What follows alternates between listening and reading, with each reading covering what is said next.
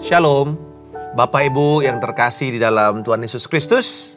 Jumpa lagi bersama dengan saya Pendeta Markus Simanjuntak dalam Bible Study Online CK7 yang menjadi satu program untuk menolong kita semua dalam memahami pembacaan kitab suci kita secara berurutan setiap hari.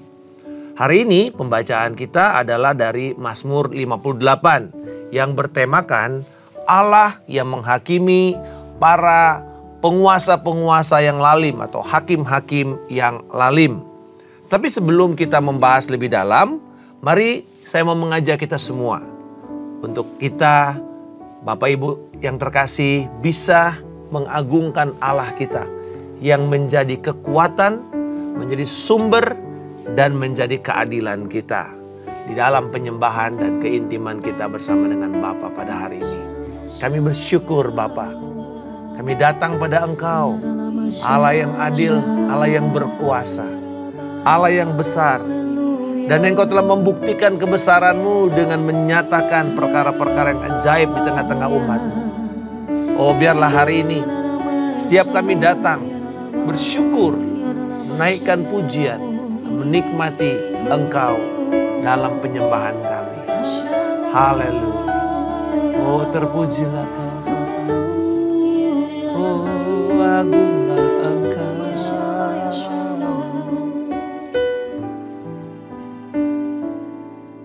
Tuhan, Kau sempurna dalam rencana-Mu dan karya-Mu.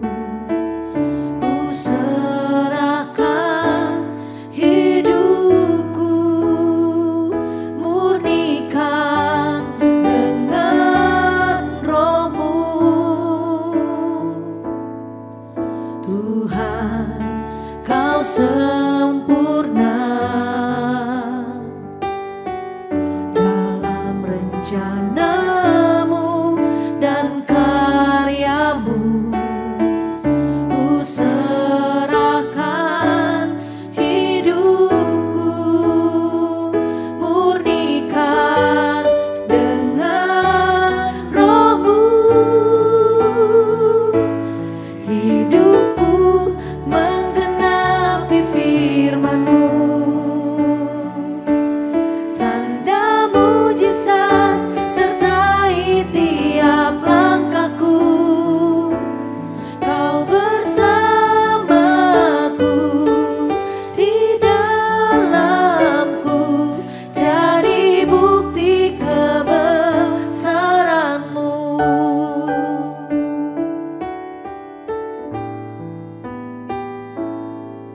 Tuhan, Kau sempurna dalam rencana-Mu dan karya-Mu. Ku serahkan hidupku, murnikan dengan Roh-Mu.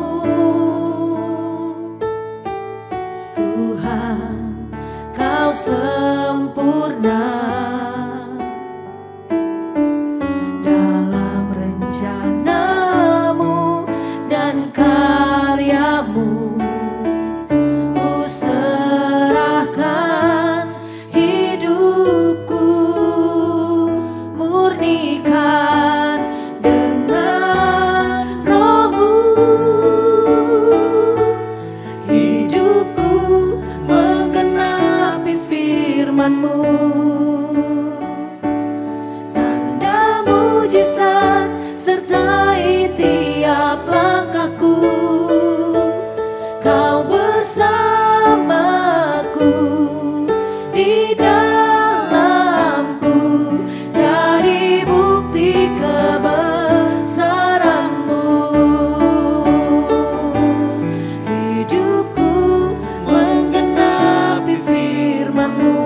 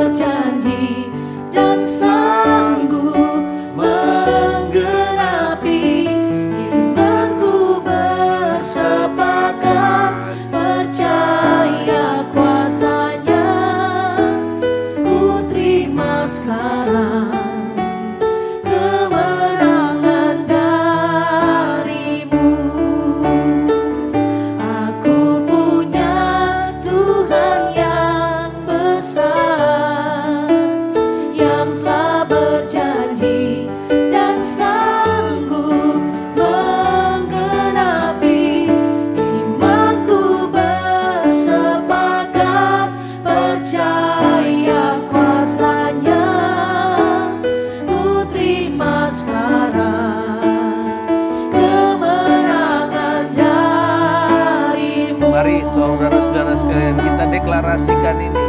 Dia adalah Tuhan yang besar. Aku punya Tuhan yang besar, Amin. yang telah berjanji dan sanggup menggenapi. Imanku bersepakat percaya kuasa-Nya. Ku terima sekarang kemenangan darimu. Aku punya Tuhan yang besar, yang telah berjanji dan sanggup menggenapi. Imanku bersepakat percaya kuasa-Nya. Ku terima sekarang kemenangan darimu. Imanku bersepakat percaya kuasa-Nya. Ku terima sekarang kemenangan darimu. Imanku bersepakat percaya kuasa-Nya. Ku terima sekarang kemenangan darimu. Kami menerima kemenangan yang Engkau sudah berikan kepada kami, yang Engkau sudah capai di dalam Kristus Yesus, yang mengalahkan maut dan mengalahkan setiap kuasa kegelapan, dan menjadikan keselamatan kami satu keselamatan yang berkemenangan, Tuhan. Dan terima kasih untuk kebenaran firman-Mu pada hari ini. Dan biarlah Engkau sendiri menyatakan oleh Roh Kudus Bapa kebenaran yang memerdekakan kami, yang memberikan kepada kami kelegaan, bahkan kesembuhan bagi mereka yang sakit. Dan kami mengucap syukur saat ini di dalam nama Tuhan Yesus Kristus. Amin. Mazmur 58 merupakan mazmur doa yang dilakukan secara korporat. Artinya ini adalah mazmur doa jemaat, tetapi sifat doanya adalah doa yang meratap atau doa yang bermohon untuk pertolongan Tuhan. Mazmur ini memperlihatkan adanya sebuah kemiripan dengan Mazmur 82. Tetapi perbedaannya adalah pembesar yang lalim atau hakim-hakim. Kalau hakim-hakim dalam perjanjian lama itu bukan sekedar hakim di dalam persidangan seperti kita di wilayah yudikatif, tetapi hakim-hakim itu adalah para pemimpin, para panglima-panglima perang, para penguasa. Jadi hakim atau pembesar itu memiliki makna yang sama pada waktu itu. Nah, antara 82 dengan 58 ada perbedaan. Kalau dalam Mazmur 82 diarahkan kepada pembesar itu adalah dewa-dewa atau kuasa-kuasa ilahi. Sementara di dalam Mazmur 58 pembesar itu jelas sekali ditujukan atau diarahkan kepada manusia. Mari coba kita lihat di dalam ayat yang ketiga. Dikatakan mereka memiliki hati, mereka memiliki tangan. Jadi tangan dan hati, bahkan di dalam ayat yang keempat, sejak lahir dan dari kandungan. Jadi ini mengacu kepada manusianya, bukan kepada dewa. Ya, jadi perbedaannya cuma itu. Nah, ayat 2-6 yang menjadi pembukaan dari Mazmur ratapan ini menggambarkan sebuah pemerintahan yang dijalankan oleh para penguasa atau para pembesar yang lalim dan yang fasik. Yaitu mereka tidak menjalankan keputusan dengan adil. Tidak memberi keputusan dengan adil. Nah, ini perbedaan antara sifat pemerintahan yang lalim dengan sifat pemerintahan yang ilahi, yang ditandai dengan keadilan. Dan Mazmur Raja dalam Mazmur 96 ayat 10, 98 ayat 9, 99 ayat 4 berbicara mengenai Tuhan Raja yang adil.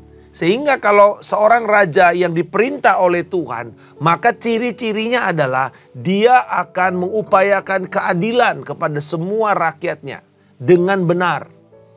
Berarti dia akan menghukum orang yang berbuat salah dan menghargai, memberi imbalan kepada orang yang benar. Nah, ciri kedua dari pemerintahan yang lalim ini bukan saja sekedar mereka tidak menerapkan keadilan, tetapi juga membiarkan kekerasan, membiarkan atau menjalankan pemerintahannya dengan tangan besi, dengan kelaliman. Ayat 3b dikatakan, tanganmu mempersiapkan jalan melakukan kekerasan di bumi. Bahkan dikatakan mereka ini seperti bisa ular yang tedung atau bisa ular berbisa. Nah, kita tahu bahwa ular-ular berbisa ini seringkali menyarukan dirinya dengan keadaan sekitarnya. Jadi tetapi ketika mereka menggigit, maka kemudian mereka langsung bisa itu mematikan orang yang menjadi korban atau mangsanya. Ini berbicara mengenai sebuah kekerasan yang tidak terkendali. Itulah gambaran dari kenapa pemazmur ini berseru. Kenapa rakyat berseru kepada Tuhan, kepada Allah yang melihat bagaimana pemerintah pada satu sedang tidak melakukan kebenaran Allah. Lalu di ayat yang ke-7 sampai 10 kita melihat di sinilah inti permohonan doa itu. Ayat yang ke-7 adalah doa mereka. Ya Allah, hancurkanlah gigi mereka dalam mulutnya. Patahkanlah gigi geligi singa-singa muda ya Tuhan. Jadi ini adalah tema sentral dari doa Mazmur Ratapan ini. Yaitu bagaimana umat Tuhan meminta kepada Yahweh, kepada Tuhan Allah Israel untuk menghakimi para pembesar yang lalim itu. Ayat 8-10 merupakan permohonannya. Karena dimulai dengan kata, biarlah mereka atau biarlah orang fasik itu. Nah, kehancuran daripada orang fasik atau pemimpin yang lalim ini digambarkan di dalam Mazmur ini sebagai singa yang ompong. Jadi singa-singa muda di situ berbicara mengenai a man of power or a man in the place of power. Seorang yang ada di dalam posisi kekuasaan. Jadi singa-singa muda ini tidak mengacu kepada orang benar ya. Karena ada Mazmur juga mengatakan mengenai singa-singa muda. Tetapi ini berbicara mengenai seseorang pembesar yang penuh kuasa tetapi mereka sedang dalam kelaliman atau kejahatan. Dikatakan mereka ini ompong. Karena kita tahu bahwa singa itu salah satu kekuatannya adalah di dalam rahangnya. Menggigit dan menghancurkan musuh atau mangsanya itu. Meremukkan tulang-tulang mangsanya itu dengan cepat. Tapi dikatakan di sini singa-singa muda itu menjadi ompong. Lalu seperti kolam air atau wadi atau oasis ya yang ada di dalam daerah Palestina, yaitu satu taman air atau kolam air di tengah-tengah padang pasir. Dan dikatakan wadi itu menjadi wadi yang kering atau kolam air yang kering. Mereka tidak lagi menjadi sumber kesejahteraan. Dan dikatakan biarlah layu seperti rumput kering, rumput layu. Bahkan dikatakan seperti siput yang menjadi lendir. Nah, kita mengerti bahwa ini bahkan bayi yang gugur dalam kandungan. Jadi kira-kira biarlah ini mereka secepatnya dihancurkan. Gitu. Nah, dalam doa ini sebenarnya kelihatannya seperti doa Mazmur kutuk. Tetapi sebenarnya tidak, saudara. Bila kita melihat gambaran permohonan yang disampaikan adalah ini intinya. Agar Tuhan bertindak dan turut campur di dalam mengendalikan keberingasan orang fasik ini.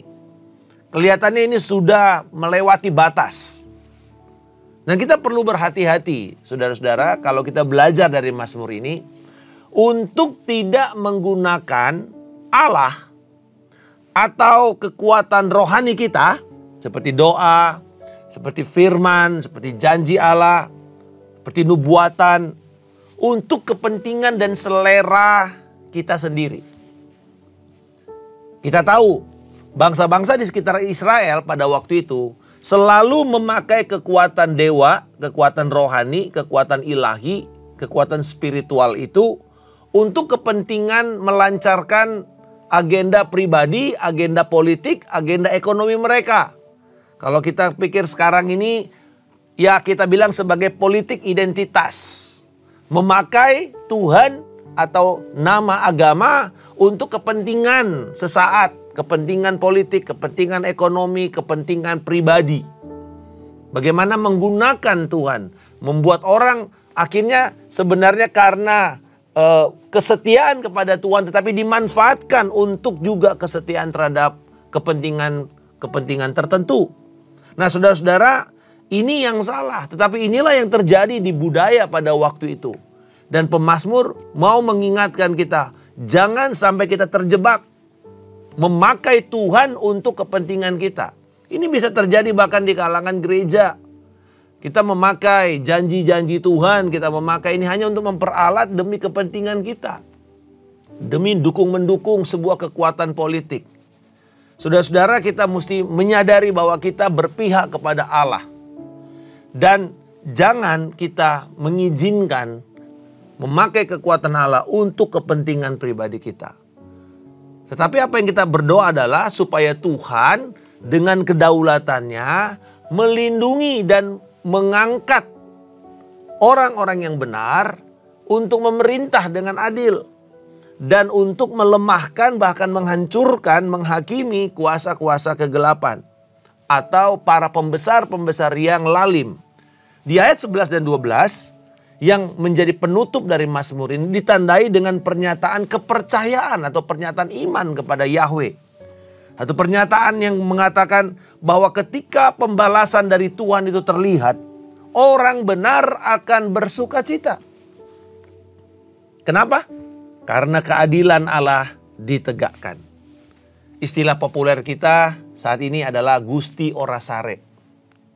Ya, Tuhan tidak pernah lupa di dalam melihat dan mengingat doa-doa yang dinaikkan oleh orang-orang benar yang sedang tertindas. Orang-orang yang sedang tidak mendapatkan keadilan. Jadi saudara-saudara, dalam ayat 11 ini adalah gambaran dari budaya perang Israel kuno. Dalam 2 Samuel pasal yang ke-11 ayat 1 seterusnya dikatakan bahwa pada musim raja-raja berperang di mana mereka menghancurkan satu kota. Dengan kata lain begini, bahwa dikatakan kaki mereka membasuh kakinya dengan darah orang fasik. Tentu saudara-saudara, ini kita tidak bisa terapkan di zaman modern sekarang ini, di mana ini adalah gambaran genosida, gambaran pemusnahan massal orang-orang, pembunuhan massal dari musuh-musuh mereka. Tentu tidak. Tetapi apa yang kita bisa ambil di sini adalah bahwa Tuhan yang berkeadilan itu atau tindakan keadilan Tuhan akan mengakhiri kelaliman dan kekejian serta kekerasan. Itu. Sebagai contoh ya. Itu sebabnya di dalam Perang Dunia Kedua, tindakan pembebasan yang dilakukan oleh pemerintah sekutu itu menjadi sebuah kemenangan.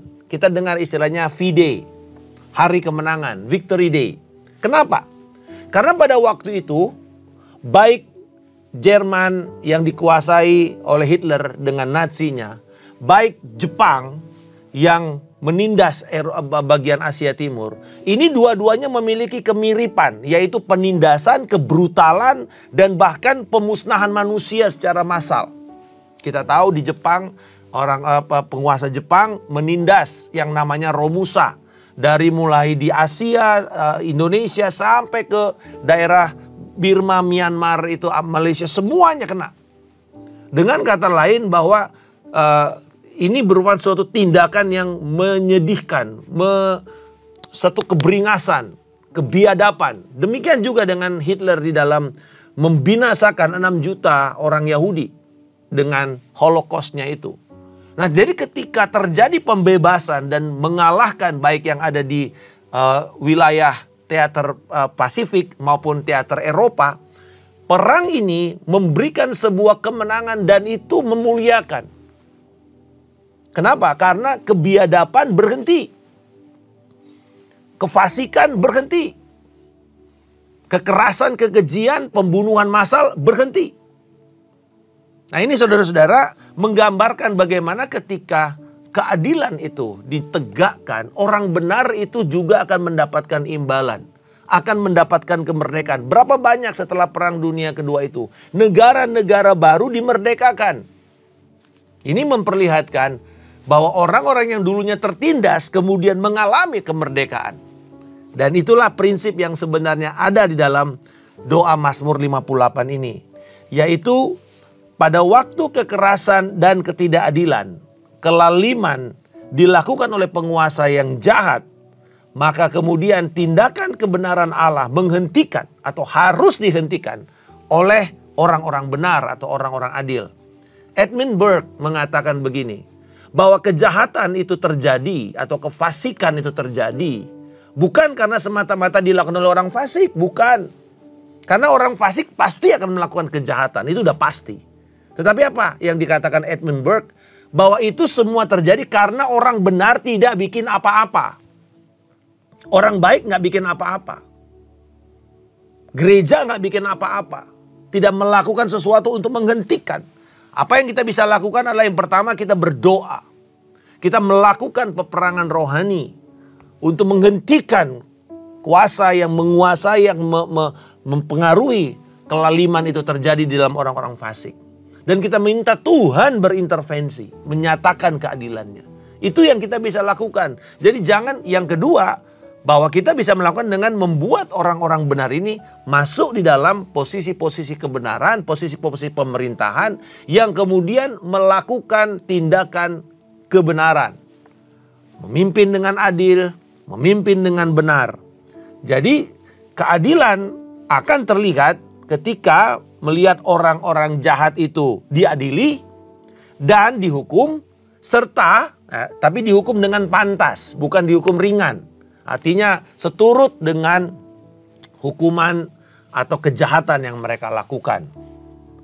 Tetapi juga berkenaan dengan itu, bukan hanya menghukum secara pantas orang fasik, tetapi juga memberikan pembebasan, imbalan kepada korban dengan baik, menghargai dan memberikan pembebasan, pemulihan kepada mereka-mereka yang jadi korban kelaliman itu. Seorang sarjana Alkitab bernama Zenger mengatakan dalam tulisan yang berjudul God of Vengeance, apakah Allah itu Allah balas dendam? Dikatakan bahwa salah satu tanda pemerintahan yang dipengaruhi oleh keadilan Allah yang benar adalah ketika kita melihat adanya imbalan yang akan diterima oleh orang benar dari proses keadilan yang diberikan. Dan inilah penutup daripada Mazmur 58 tadi. Sesungguhnya ada pahala bagi orang benar atau ada imbalan bagi orang benar. Sesungguhnya ada Allah yang memberi keadilan di bumi ini. Dari mana kita tahu bahwa sebuah pemerintahan itu akan menyatakan kemuliaan Allah? Gampang. Bukan karena mereka Kristen. Tetapi karena di dalam keadilan, putusan-putusan yang dibuat adalah putusan-putusan yang sungguh memberi keadilan kepada para pencari-pencari keadilan itu. Biarlah kiranya ini akan meluruskan pandangan kita. Bahwa kita bukan berniat untuk membalas dendam. Tetapi biarlah Tuhan yang menyatakan keadilannya kepada kita.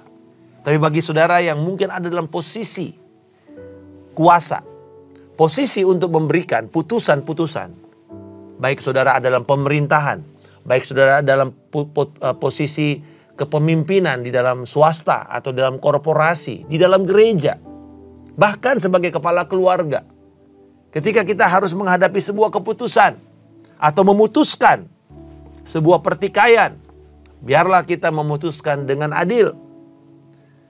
Yang salah harus tetap mendapatkan konsekuensi yang pantas dan membuat rasa sakit.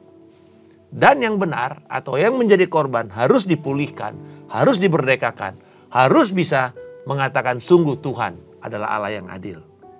Mereka juga ketika mereka mendapatkan atau melakukan kebenaran harus juga dihargai. Harus juga diberikan pahala, diberikan imbalan, diberikan reward. Jadi saudara-saudara, kita berdoa dalam doa kita kepada pemerintah supaya ini yang terjadi. Kepada orang fasik mereka akan diadili dengan pantas. Tapi kepada orang benar atau kepada orang yang berbuat kebaikan juga ada penghargaan. Walaupun betul kita orang benar, gak perlu ya kita cari-cari penghargaan orang ya ketika kita berbuat kebenaran. Tetapi ketika itu dihargai, itu akan menjadi sebuah suara untuk mengatakan, oh sungguh ini merupakan sebuah karya yang layak untuk diapresiasi.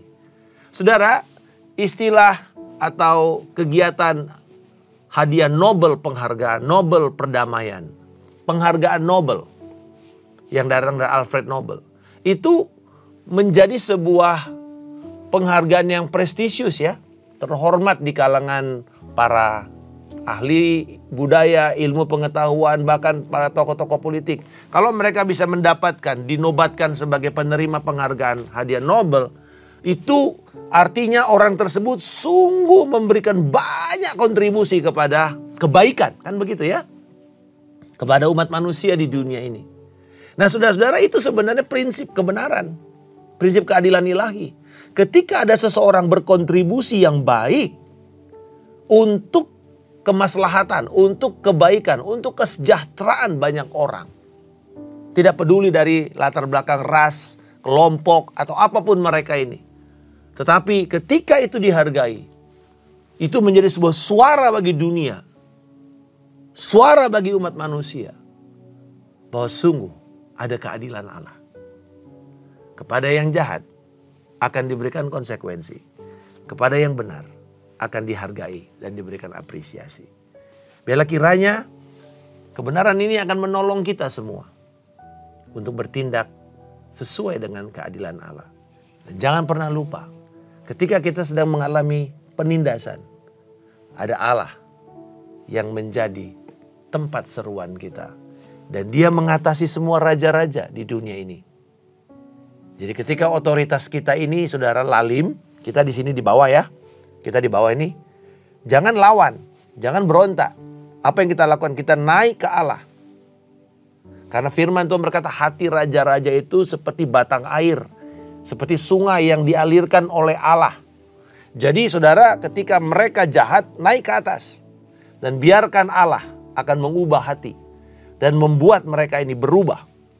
Atau bangkitnya orang-orang benar dan memerintah dengan baik.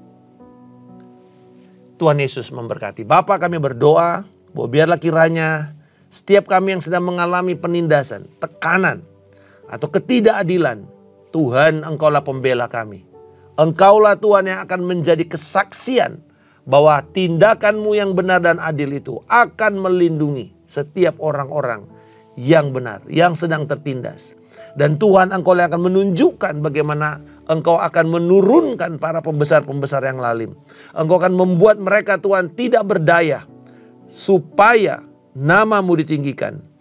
Dan ketika orang-orang benar mendapatkan imbalan, pahala. Kami tahu bahwa Engkau sedang menegakkan keadilan-Mu dan pemerintahan-Mu. Kami juga berdoa biarlah kiranya setiap orang-orang yang sedang dipercayakan Tuhan di dalam posisi-posisi kepemimpinan. Menjadi orang-orang yang bertindak benar, bertindak adil. Seturut dengan keadilan Allah. Menghukum dengan pantas orang-orang yang berbuat salah dan lalim. Dan menghargai dengan benar orang-orang yang berbuat kebajikan. Di dalam nama Tuhan Yesus Kristus kami telah berdoa dan mengucap syukur. Haleluya. Amin. Tuhan memberkati. Sampai bertemu esok hari.